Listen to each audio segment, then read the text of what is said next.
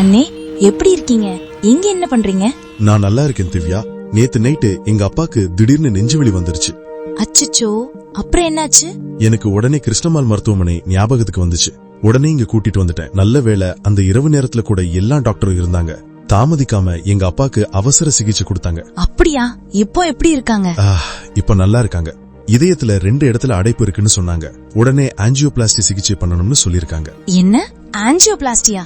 அதுக்கு 2-3 லட்சம் செலவாகும்ல? நானும் அப்படித்தான் நினைச்சேன் திவ்யா. ஆனா கிருஷ்ணமால் மருத்துவமனையில அரசு காப்பீட்டு திட்டத்தின் கீழே எந்த செலவும் இல்லாம ஆஞ்சியோபிளாஸ்டி பண்ணலாம்னு தெரிஞ்சுக்கிட்டேன். அப்படியா? இலவசமா சிகிச்சையா? ஆமா திவ்யா, இதயத்துல 2 அடைப்புக்கு 2 ஸ்டென்ட் வச்சிருக்காங்க. அதுவும் இலவசமாதான்.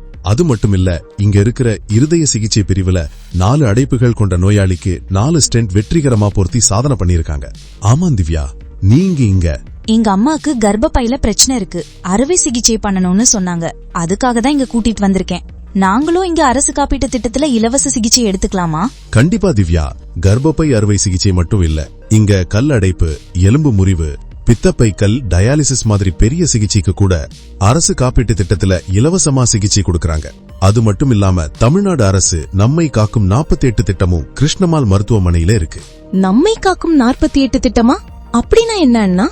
அதாவது சாலை விபத்து ஏற்பட்டு மருத்துவமனையில சேர்த்த பின் 48 மணி நேரத்துல நடக்கக்கூடிய அனைத்து சிகிச்சைகளும் அரசு காப்பீட்டு திட்டத்தின் கீழே இலவசமா பண்ணிக்க முடியும். அப்படியா? ரொம்ப நல்லதண்ணே. இத பத்தி கண்டிப்பா எனக்கு தெரிஞ்சவங்கள்ட்ட சொல்லணும். நம்ம கிருஷ்ணமால் மருத்துவமனை இருக்கப்ப நாம ஏன் பயப்படணும்?